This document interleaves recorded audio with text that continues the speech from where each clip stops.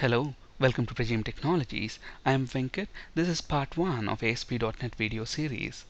In this session, we'll understand what ASP.NET is, what a web application is, alternative technologies that can be used to build web applications, advantages of using web applications, and finally, how ASP.NET web applications actually work. So what's ASP.NET? ASP.NET is a web application framework developed by Microsoft to build dynamic data-driven web applications and web services. What are web services and how to actually build web services? We will worry about them in a later session. But for now, understand that ASP.NET is a framework that's used to build web applications and web services. In fact, ASP.NET is actually a subset of the wider .NET framework.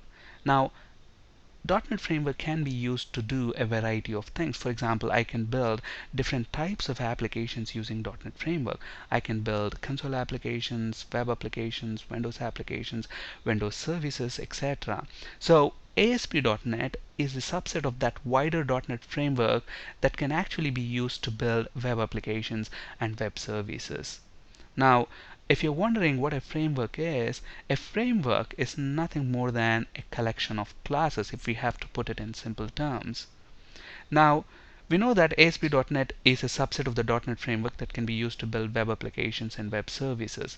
Now, along the same lines, we have something else called ADO.NET. Now, ADO.NET, is that a different technology altogether? No. Again, ADO.NET is a subset of the wider .NET framework that can actually be used to pull data from different databases and then serve it up to a console application or a web application or a Windows application, whatever. So any type of application that you build, if at all if you want to retrieve data from data sources and then use the data within your application, then you will use something called ADO.NET. Again, ADO.NET is not a different technology altogether.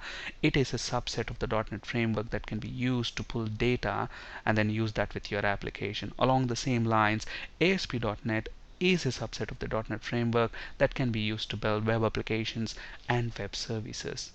Now, ASP.NET is introduced in the year 2002 with .NET Framework 1.0.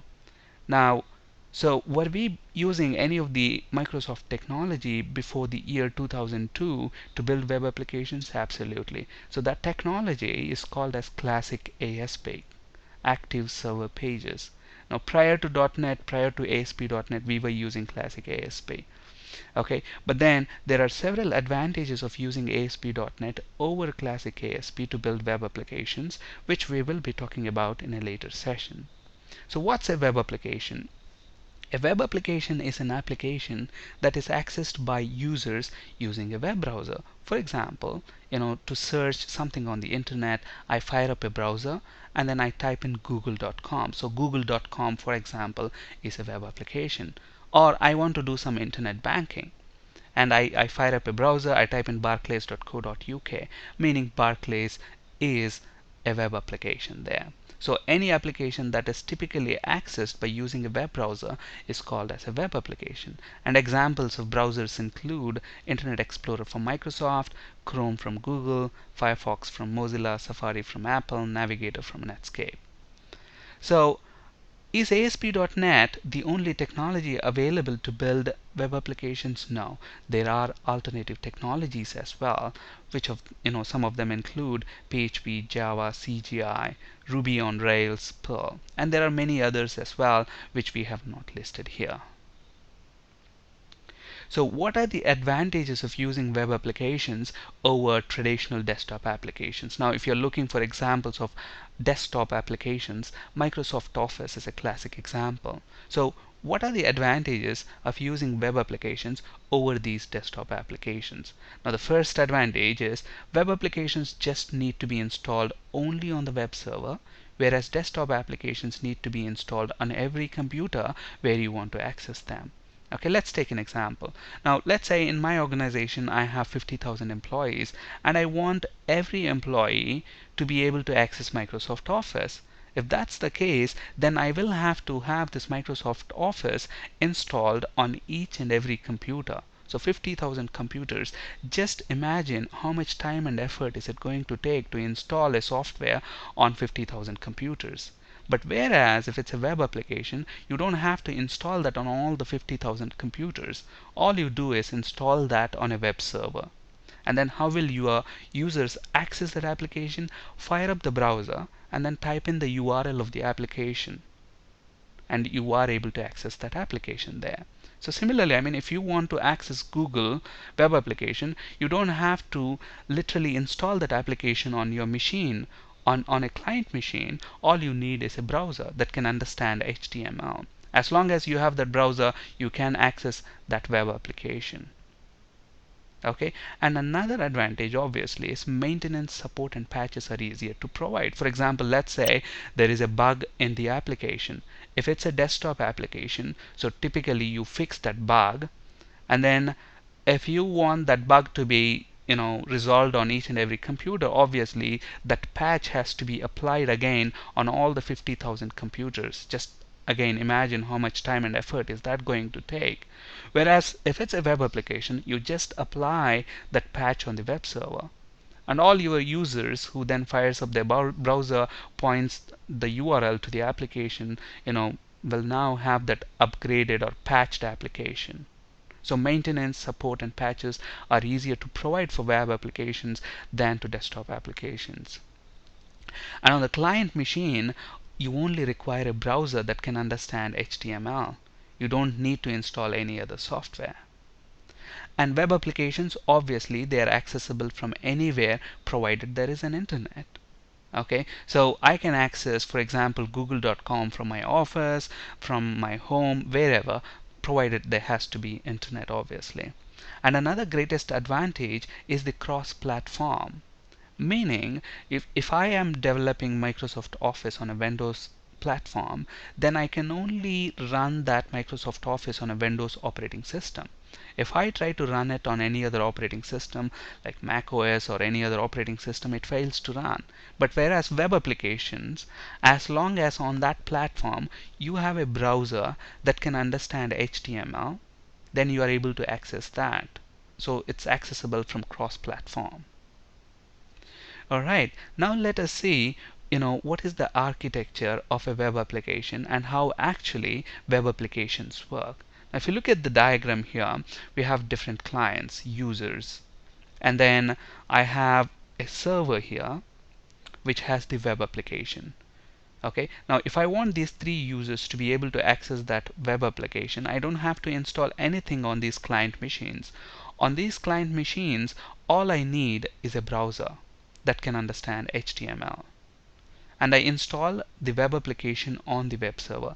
Now if it's an ASP.NET web application, on the web server you install something called IIS, Internet Information Services, which we'll be talking about in a later session. So IIS is basically used to host Microsoft ASP.NET web applications. So ASP.NET web applications run under IIS. Okay, so whenever I open a browser like this, I type in URL google.com, and then when I press enter, what's going to happen? The request goes via the internet using a protocol called HTTP. HTTP standing for Hypertext Transfer Protocol. So if you look at this, I actually use in the URL http://. That's how the the full URL is. Okay, http:// World Wide Web www dot the name of the application, the URL google.com. So what's going to happen? We are using this HTTP protocol, HTTP standing for Hypertext Transfer Protocol. Now if you're wondering what a protocol is nothing but a set of standard rules that describe how two or more items communicate over the internet. So we are using the HTTP protocol to access this application over the internet, and then the request goes to the IIS. Okay, IIS will then process the request. It will do whatever it has to do. If it has to go and retrieve the data from a database, IIS will hand over that request to the web application DLL. If you're not sure what a web application DLL is, don't worry about that. We'll be looking about into that in a great detail in a later session. And then the web application goes to the database server retrieves the data, processes the request, and then generates the HTML, gives it back to the IIS. IIS will then return that back to the client who actually requested that page. Okay, so basically, if you look at this, web applications use a client server architecture. On the client, all you need is a browser. On the server, you install web application. Web applications are hosted using IIS.